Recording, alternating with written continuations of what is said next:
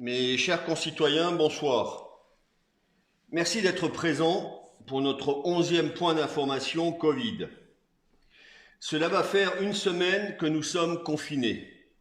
Et malheureusement, la courbe de personnes contaminées ne cesse d'augmenter, ainsi que le nombre d'hospitalisations et malheureusement également les décès.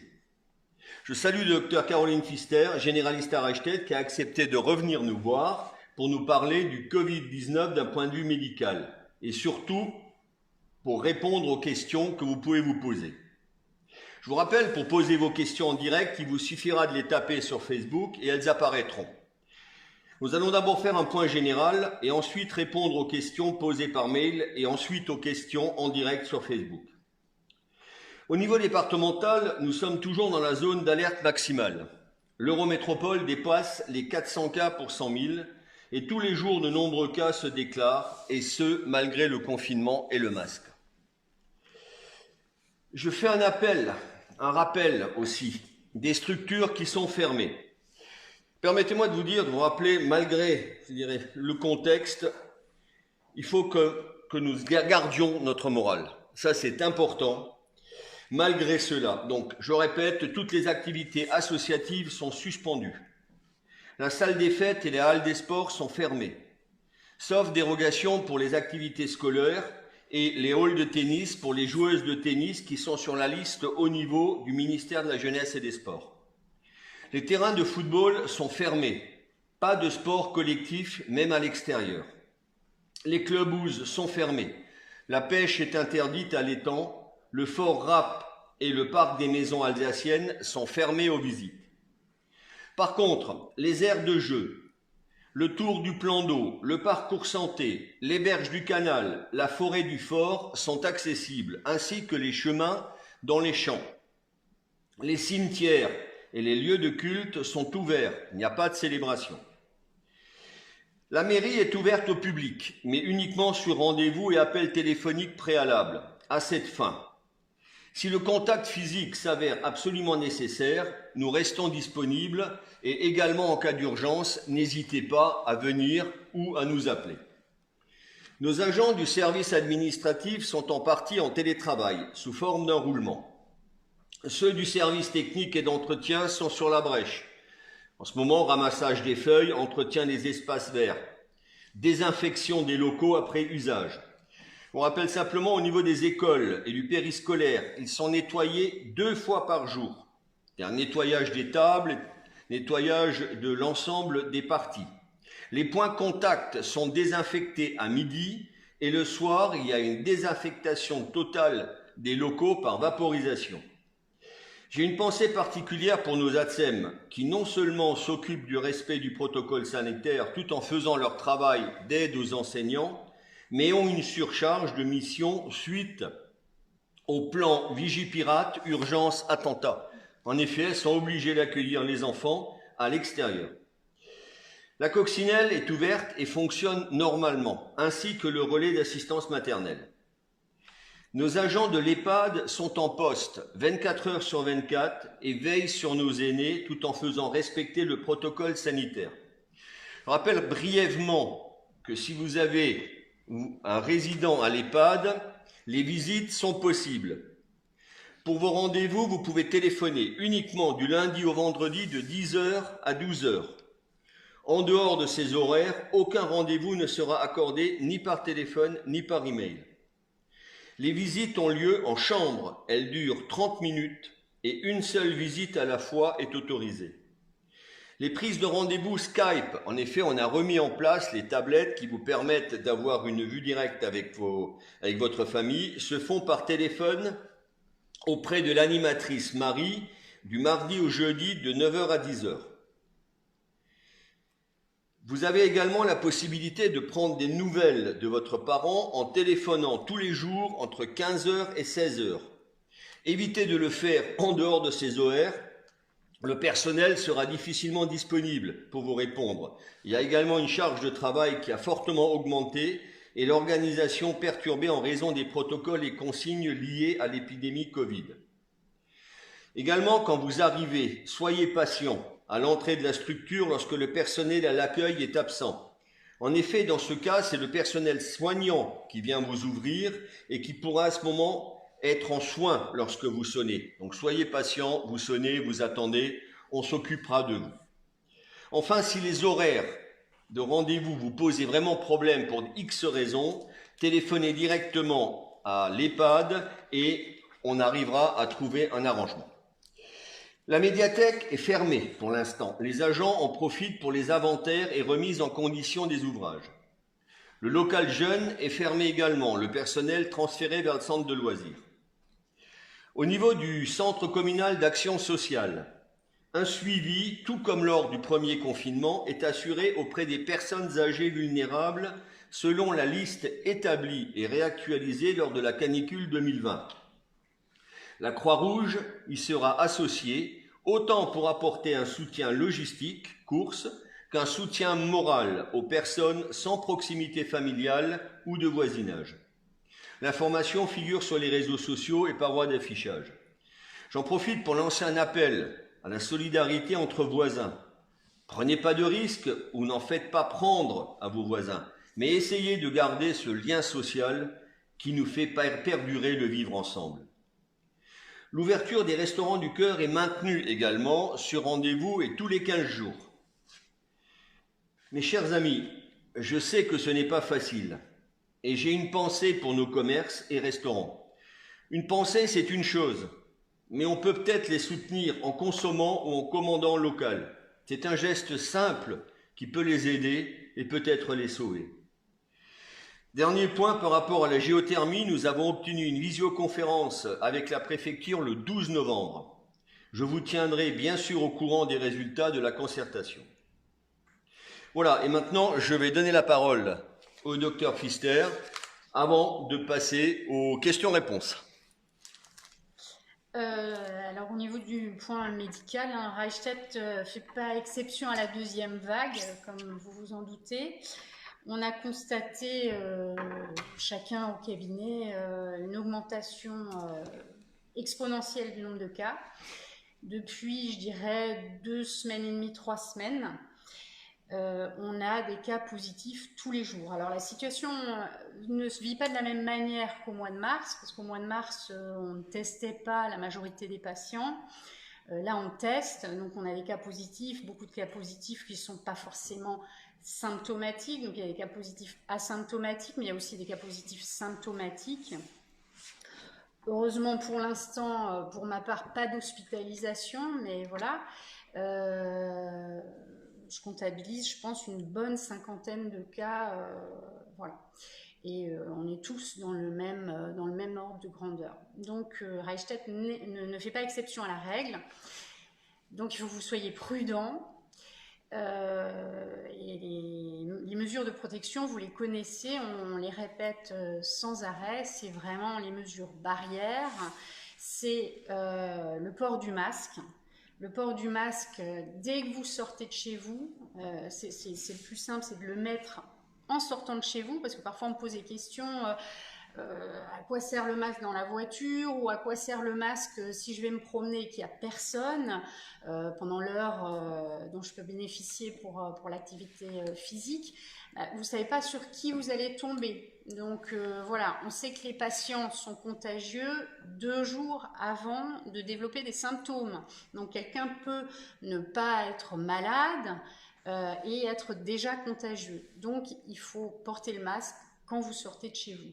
Il faut porter le masque aussi si, alors encore une fois, là on est confiné, donc on n'est pas censé avoir des visites, mais pour une raison ou pour une autre, si quelqu'un vient pour les courses ou voilà, pour les raisons familiales impérieuses, il faut porter le masque même entre vous. Parce qu'on connaît maintenant bien les modes de contamination, c'est principalement l'aérosolisation, donc les particules de virus qui sont dans l'air, et le masque, c'est la meilleure mesure de protection. Alors il faut le porter sur le nez et sur la bouche, parce que je vois beaucoup de gens avec le masque en dessous du nez, ça sert à rien. C'est comme, voilà. Docteur, on parle souvent maintenant on dit qu'il faut garder le masque en milieu familial. C'est sûr que c'est une protection supplémentaire, hein. C'est une protection supplémentaire, parce qu'encore une fois, vous pouvez avoir quelqu'un qui n'a pas de symptômes, qui est dans les 2 jours qui précèdent ces symptômes, il est déjà contagieux. Et donc, si vous êtes dans un espace qui est clos, fermé, confiné, vous risquez de vous contaminer si vous n'avez pas de masque. Donc l'idéal, évidemment, c'est de porter le masque tout le temps. Alors bien sûr, on ne peut pas manger avec un masque, mais donc à table, il faut essayer de garder des distances. Bon, après, dans la cellule familiale, une famille, évidemment, on ne va pas porter le masque, mais quand il y a des visites, ou si le fils vient, ou voilà, la cousine, il vaut mieux porter le masque. J'anticipe un peu les questions, mais il y en avait une surtout que peut-être on peut donner une réponse, c'est le logement en lui-même. Alors, il y a, on dit, faut-il l'aérer régulièrement? Oui. Est-ce qu'il faut... Parce que là, c'est vrai qu'on va rentrer dans cette période de froid où il va être difficile. C'est beaucoup plus difficile qu'au printemps, au mois de mai. Évidemment, où on pouvait être à l'extérieur, donc là c'est plus le cas. Il va faire pendant plusieurs mois, il va faire froid, on va être à l'intérieur. Donc, et on sait que c'est comme ça que les gens se contaminent, dans un espace clos, fermé. Donc il faut essayer d'aérer le plus possible, si possible de faire des courants d'air, voilà. Il faut aussi se laver les mains parce qu'il peut y avoir des surfaces contaminées si quelqu'un est malade et ne porte pas le masque, ou si quelqu'un est présymptomatique, il peut mettre du virus sur une surface. Si on passe la main dessus, on passe la main dans le visage, on peut se contaminer comme ça. Donc il faut aérer. Il faut désinfecter les endroits où il y a des passages de mains réguliers. Et puis, il faut essayer de porter le masque. Voilà. Merci beaucoup. Voilà, donc on va peut-être passer aux questions, parce qu'on en a quelques-unes. Alors, c'est vrai que il y en a une de Janine, qui c'est une personne donc de plus de 70 ans, qui son mari est une personne dite vulnérable et qui a des problèmes pour s'approvisionner en vaccin grippe. Oui. Alors je sais bien que c'est peut-être pas mais je crois qu'il faut peut-être aussi qu'on donne une réponse. Je sais pas. Effectivement, ça c'est inédit aussi cette année, c'est qu'effectivement on se retrouve avec un problème d'approvisionnement des vaccins contre la grippe. Beaucoup de patients qui habituellement ne se faisaient pas vacciner se sont fait vacciner cette année, et du coup les pharmacies se retrouvent en rupture de stock de vaccins. Alors certains sont des patients qui correspondaient aux recommandations, qui avaient qui rentrent dans les recommandations de vaccination contre la grippe, c'est-à-dire le plus de 65 ans, ou les patients qui sont fragiles au niveau immunité, ou diabète, antécédent cardiaque ou pulmonaire. Certains patients ne se faisaient pas vacciner, et cette année ils se sont fait vacciner par crainte. Et puis il y a d'autres patients qui rentraient pas dans les recommandations qui se sont fait vacciner aussi. Et du coup, on se retrouve avec une pénurie de vaccins. Ça, c'est un peu le souci. C'est un peu le souci, oui. Alors, j'ai pas de solution pour trouver des vaccins cachés dans un coin pour l'instant. Ce que je peux vous dire, c'est que les mesures de protection par rapport à la Covid-19, à savoir les mesures barrières, le confinement, limiter les rassemblements, donc le masque, le lavage de mains, etc., ça protège de la transmission de la Covid-19, mais ça protège aussi de la transmission de la grippe, puisque les modes de transmission sont les mêmes. Donc, on peut se dire que dans les semaines qui viennent, on espère qu'il n'y aura pas trop de circulation du virus de la grippe. Et il n'est pas trop tard pour se faire vacciner fin novembre ou au mois de décembre. Voilà, ce ne serait pas trop tard pour se faire vacciner. Non. D'accord. Alors, je donne la réponse à Janine et Jean-Louis. Je vous propose, suite à votre question, prenez contact avec la mairie. Nous essaierons de vous mettre en contact peut-être avec la Croix-Rouge qui, elle, pourra se déplacer et récupérer votre vaccin si vous ne le trouvez pas dans une pharmacie de proximité sur Eichstätt. Et si vous êtes personne vulnérable, bien sûr, vous ne pouvez pas vous déplacer. Donc, prenez contact avec la mairie, on vous mettra en relation avec la Croix-Rouge. Je crois que là, on pourra vous aider. Une question de Jean-Luc. Combien de fois doit-on changer de masque par jour ? C'est une bonne question. Alors, ça dépend du masque. Donc, il y a plusieurs types de masques, ça vous le savez. Il y a les masques chirurgicaux. C'est ce type de masque-là. Donc, théoriquement, ce sont des masques à usage unique. Donc, quand vous le mettez, vous le laissez. Et si vous l'enlevez, il faut le jeter. Après, il faut en changer. Normalement, il ne faut pas le réutiliser. Si vous le laissez en place, ce sont des masques qu'on peut laisser en place 3-4 heures. 3-4 heures. Voilà, mais il ne faut pas y toucher. Si vous l'enlevez et que vous le remettez, vous risquez d'avoir des particules virales sur les doigts, que le masque soit souillé et de vous contaminer comme ça. Voilà, ça c'est la théorie. Donc une fois qu'on a un masque de ce type-là, voilà, je le dépose, je ne devrais pas le remettre. Normalement, non. Non. Voilà. Bon. C'est pas toujours ce qui est fait parce qu'on essaye de trouver des solutions, mais normalement, ça, ce sont des masques à usage unique. De même, les masques FFP2, qui sont ceux qu'utilisent normalement les soignants pour se protéger, sont pareil des masques à usage unique. Une fois que vous l'enlevez, vous le jetez. La durée de vie est un peu plus grande, elle est de 8 heures, il me semble. Après, les masques en tissu, vous l'enlevez. Et puis vous pouvez le remettre, mais il faut bien sûr essayer de se laver les mains après l'avoir enlevé et puis avant de le remettre aussi. Les masques en tissu, il faut essayer de les laver régulièrement à plus de 60 degrés. Voilà. Merci. Autre question de Isabelle cette fois-ci. Y a-t-il des nouveaux traitements? Alors c'est une bonne question aussi. Donc ce qu'on sait maintenant déjà, c'est que les traitements dont on a beaucoup parlé en mars-avril, certains ont clairement fait la preuve de leur inefficacité. Donc, pensez à l'hydroxychloroquine ou les protocoles hydroxychloroquine, azithromycine, ça on a démontré que c'était pas efficace. Voilà. Ensuite, donc, dans les traitements qui existent, enfin dans les médicaments qui existaient déjà, il y a les corticoïdes, la cortisone, qui a montré une efficacité chez les patients hospitalisés sous oxygène. Donc voilà, la cortisone. Ça ne veut pas dire que quelqu'un qui est atteint de la Covid-19 et qu'on va soigner en ville avec des symptômes modérés, on va lui donner de la cortisone. Ça, c'est pas le cas. Parce que malgré tout c'est un anti-inflammatoire et que ça peut favoriser les surinfections bactériennes, donc il n'y a pas d'indication comme ça à mettre de la cortisone systématiquement en ville. Mais en revanche, chez les patients hospitalisés, il y a eu un bénéfice, notamment de la dexaméthasone. Voilà. Donc ça, c'est un traitement qui existait déjà. Ensuite, il y a les traitements immunomodulateurs, parce qu'on sait aussi que un des gros problèmes avec la Covid-19, c'est des gens qui faisaient une sorte de réaction immunitaire anarchique. Oui, c'est ça, ouais. Au bout d'une semaine à 12-14 jours, et avec des réactions respiratoires graves. Et donc, on a un médicament immunomodulateur qui s'appelle le tocilizumab. C'est un médicament qui a été utilisé dans les pathologies type polyarthrite, etc., qui est en cours d'étude et qui peut avoir une efficacité. Mais c'est pareil, c'est à l'hôpital et c'est dans les protocoles précis hospitaliers.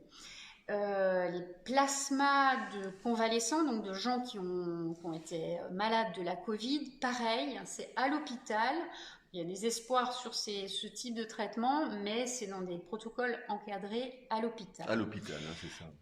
Il y a il y a plusieurs études d'évaluation d'un antiviral qui s'appelle le Remdesivir. Oui, donc ça, c'est un antiviral anti-Covid. C'est en cours d'étude, donc ça, c'est le nouveau médicament. Pareil.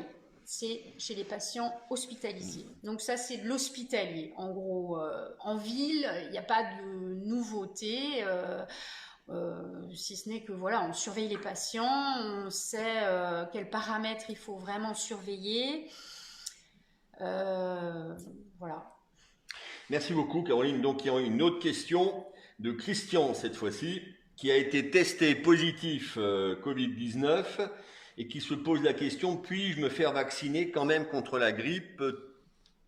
Oui, Et oui. tout de suite ou il faut Alors, qu'il bon, attende? ça dépend un peu du profil. C'est-à-dire s'il a été testé positif à la Covid-19 et qu'en plus il a des symptômes qu'il est malade, moi je lui conseillerais d'attendre plutôt la fin du mois. D'accord. Voilà.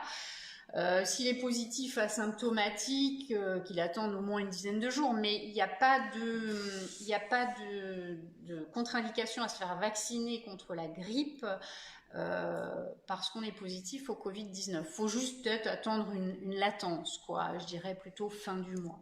Voilà. D'accord. Question de Martine. Quand j'ai été testé positive, faut-il se faire retester? Quand et quel test? Alors ça c'est une très très bonne question parce qu'on nous la pose presque tous les jours. Les patients qui sont testés positifs, donc par rapport au test PCR, hein, voilà, il n'y a pas d'indication à refaire un test PCR chez les patients positifs. Pourtant, c'est demandé C'est parfois demandé par des employeurs. par certains Oui, tout à employeurs qui fait. demandent un test négatif pour revenir. Il n'y a pas d'indication à refaire un test positif. Pourquoi? Parce qu'il y a des gens qui restent positifs pendant des semaines et que la positivité n'est pas forcément synonyme de contagiosité. Voilà. Ok. Merci beaucoup. Pour les questions, pour l'instant, médicales, on n'en a pas d'autres. On a deux, trois questions par rapport, je dirais, à des informations que je pourrais donner. Une question, avez-vous des infos par rapport aux détonations entendues les nuits dernières? Alors, je crois que si vous parlez de détonation, effectivement, bon, il faut savoir que la nuit tombe un peu plus tôt et que nous avons une dominante de vent d'ouest. Et si on remonte à partir de Reichstätt vers l'ouest, on arrive au stand de tir de la police qui se trouve à Mittelhausbergen. Et il y a en ce moment des entraînements pour la police dans des conditions un peu nocturnes. Problème également Vigipirate, c'est bon. Bien, alors je reviens peut-être à la question. Alors je ne sais pas si vous l'avez entendu parce qu'on a eu un petit problème technique que Nicolas, notre adjoint à la communication, s'est empressé de réparer. Les détonations entendues la nuit, je disais qu'on est exactement dans l'axe en plein ouest du stand de tir de la police nationale. Et en ce moment, les fonctionnaires de police s'entraînent également au tir dans des conditions dites nocturnes. Et donc, c'est peut-être ces détonations. Ça peut être une possibilité. La deuxième possibilité, on a un certain nombre de personnes qui ont réussi à s'approvisionner en pétards. De nouveau, ça commence assez tôt et qui s'amusent à les faire péter. Mais je crois que les détonations qu'on a entendues ces derniers temps, c'est essentiellement des rafales d'armes automatiques et donc d'entraînement de la police nationale. Voilà, je pense avoir répondu. L'autre question, mais j'ai répondu dans le texte, c'est est-ce que vous avez le droit de vous déplacer autour du plan d'eau? Tout à fait. Le plan d'eau, toutes les promenades, la forêt du fort, le parcours santé, il n'y a pas de souci, vous pouvez le faire. Alors bien sûr se pose le problème de l'attestation. Alors là aussi on a eu de nombreuses questions. C'est vrai que c'est lourd dans le sens où si vous imprimez à chaque fois une attestation pour faire les courses, une attestation pour sortir le chien, une attestation pour faire du sport, essayez si possible peut-être de télécharger l'application sur votre téléphone. L'application elle est assez facilement téléchargeable. Une fois que vous l'avez remplie une fois, vous changez simplement l'horaire et la raison de votre sortie et ça vous permet de ne pas avoir à imprimer l'attestation à chaque fois. Voilà. L'autre question, oui, bien sûr, les activités sportives et associatives sont malheureusement suspendues. Tout ce qui est que ce soit les activités culturelles, le théâtre, la danse, les orchestres, les locaux malheureusement sont fermés et les activités sportives, à part l'activité que vous pratiquez seul, alors je ne peux que vous, et je pense que le docteur ne dira pas le contraire, il faut garder une activité physique, c'est très important, donc n'hésitez pas à sortir, à faire une activité, à faire quelques mouvements d'assouplissement. Faites un parcours. Le parcours santé, c'est le moment de le découvrir. Et vous pouvez le faire vraiment à tous les niveaux, hein. Vous n'avez pas besoin de faire toutes les répétitions, mais en même temps, vous entretenez un petit peu votre souplesse, votre musculature, et c'est très très important. Voilà ce que je voulais vous dire. On arrive à la fin de notre petite demi-heure. C'est vrai que nous n'avons pas gagné le combat. Non. Et de loin. Mais il faut continuer à se battre, et nous, à notre niveau, le meilleur moyen d'aider, je crois, les soignants, c'est de respecter le protocole sanitaire, de porter le masque, de nous laver les mains. Il y a une question qui vient d'arriver encore, on peut la traiter. J'ai fait un test sérologique positif il y a 4 mois, puis-je en refaire un pour voir si j'ai toujours des anticorps? Alors, oui. Peut-être le masque, pouvez, Caroline, ouais. parce que... Sinon, ça va être difficile de... Oui, on peut en refaire un. Après, je ne sais pas si ça a vraiment un intérêt d'en refaire un.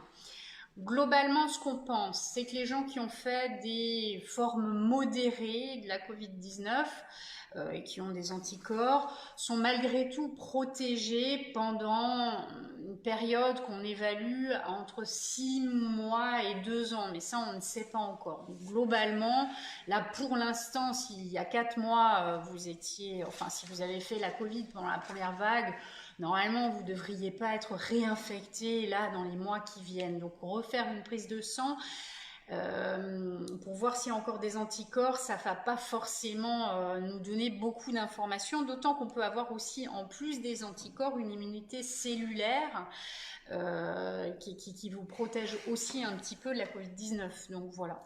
Il y a une deuxième question qui vient de se greffer là-dessus. Est-ce que je peux réattraper la Covid? C'est ça la question. A priori, là, pour l'instant, normalement, non. Normalement, non.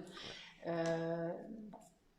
Merci. Pour l'instant, dans les mois qui viennent. Voilà. Une question pour un couple ou en promenade. Si un couple sort, vivant sous le même toit, pour aller faire les courses ou pour une promenade, oui, il faut avoir chacun son attestation. L'attestation est vraiment quelque chose de personnel. Il faut donc en avoir une manière individuelle. Voilà. Mais écoutez, je vous remercie, Caroline. Merci beaucoup. Merci beaucoup, Nicolas. Et je vous donne rendez-vous à la semaine prochaine, jeudi soir à 19h. Posez vos questions, n'hésitez pas, on vous répondra si on le peut. Et dernière information encore, pour la cérémonie du 11 novembre. La cérémonie du 11 novembre, il n'y aura personne au monument aux morts. Par contre, j'y serai avec les adjoints, mais vous pouvez suivre la cérémonie sur nos réseaux sociaux et Facebook. Voilà, allez, portez-vous bien, prenez soin de vous et à la semaine prochaine.